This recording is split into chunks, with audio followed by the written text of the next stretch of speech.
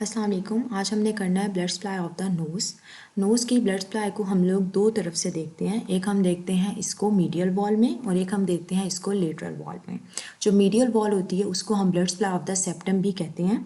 इसलिए हम लोग पहले जो है वो blood supply of the septum या blood supply of the medial wall देखेंगे और फिर उसके बाद हम blood supply of the lateral wall देखेंगे। Basically blood supply of the medial और लेटरल वॉल दोनों सेम होते हैं, इसलिए हम लोग मीडियल वॉल का मेनली करते हैं ब्लड सप्लाई, और फिर उसके बाद जो लेटरल वॉल होता है उसके लिए हम सिर्फ डिफरेंसेस देख लेंगे ताकि आपको दोनों इकट्ठे प्रिपेयर हो जाएं। अब हम स्टार्ट करने लगे हैं blood supply of the medial wall, या जिसको हम लोग blood supply of the septum of the nose भी कहते हैं।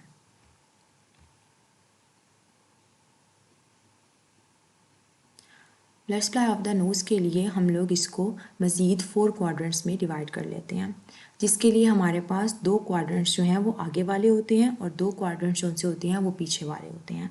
जो आगे वाले 2 क्वाड्रेंट्स हैं उन्हें हम कहते हैं interior superior and interior inferior quadrants, और जो 2 पीछे वाले क्वाड्रेंट्स होते हैं उन्हें हम कहते हैं posterior superior and posterior inferior quadrants. फिर उसके बाद इसका ब्लड सप्लाई होता है। इसका ब्लड सप्लाई भी 2 मेन आर्टरी से ही आ रहा होता है। एक होती है इंटरनल कैरोटिड आर्टरी और एक होती है एक्सटर्नल कैरोटिड आर्टरी। पहले हम देखेंगे इंटरनल कैरोटिड आर्टरी को। इंटरनल कैरोटिड आर्टरी से एक ब्रांच निकलती है जिसको हम कहते हैं ऑप्थेल्मिक आर्टरी। इस ऑप्थेल्मिक आर्टरी की मज़ीद आगे 2 ब्रांचेस निकलती हैं, anterior and posterior ethmoidal arteries, जो कि हमारे पास anterior superior quadrant of the medial septum को सप्लाई करती हैं।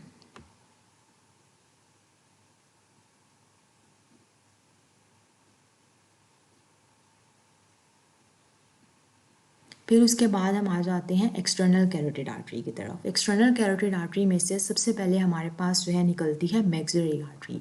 मैक्सिलरी आर्टरी जो उनसी होती है वो मज़ीद हमारे पास ब्रांचेस देती है।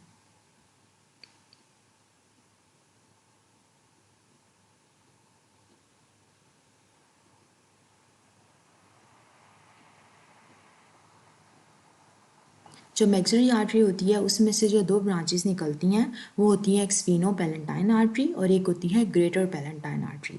ये दोनों हमारे पास एंटीरियर इन्फीरियर क्वाड्रेंट को सप्लाई करती हैं। फिर आती है फेशियल आर्टरी, जिसमें से हमारे पास एक ब्रांच निकलती है सुपीरियर लेबियल आर्टरी। फिर सुपीरियर लेबियल आर्टरी की कुछ सेप्टल ब्रांचेस होती हैं, वो भी हमारे पास एंटीरियर इन्फीरियर क्वाड्रेंट को सप्लाई करती हैं।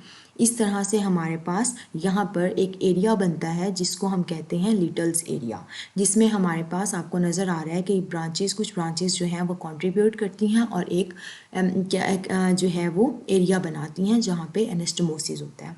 इसमें हमारे पास एंटीरियर एथमॉइडल ब्रांचेस आती हैं, स्फीनोपैलेंटाइन आती हैं, ग्रेटर पैलेंटाइन आर्टरी आती हैं और उसके अलावा हमारे पास सेप्टल ब्रांचेस आती हैं।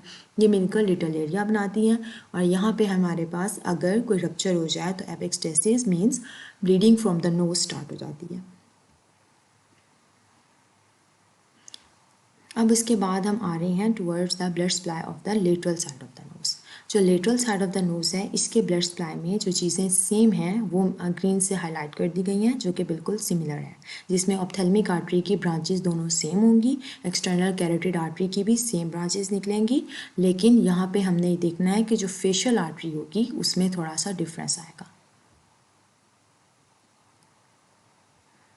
वो डिफरेंस ये है कि जो फेशियल आर्टरी होती है वो हमारे पास एंटीरियर इन्फीरियर क्वाड्रेंट को डायरेक्टली सप्लाई करती है, उसमें से कोई ब्रांचेस नहीं निकलती। और इसके अलावा ये कि हमारे पास जो lateral side of the knows होती है उसमें कोई लिटल एरिया फॉर्म नहीं करता। उसमें इंटरनल कैरोटिड आर्टरी की एंटीरियर और posterior ethmoidal branches directly supply कर रही होती हैं एंटीरियर सुपीरियर क्वाड्रेंट को। जो स्फीनोपैलेंटाइन आर्टरी होती है वो पोस्टीरियर सुपीरियर क्वाड्रेंट को सप्लाई करती है, और जो ग्रेटर पैलेंटाइन आर्टरी होती है वो पोस्टीरियर इन्फीरियर क्वाड्रेंट को सप्लाई करती है, और फेशियल आर्टरी जो सी होती है वो इंटीरियर के इन्फीरियर क्वाड्रेंट को सप्लाई करती है। इसके अलावा इस तरीके से हमारे पास जो है वो कंप्लीट हो गया, और बाकी जो है आप लोग जो है कंपेयर से मीडियल और lateral side of the wall of the nose को जो है वो ब्लड सप्लाई को प्रिपेयर कर सकते हैं। Thank you.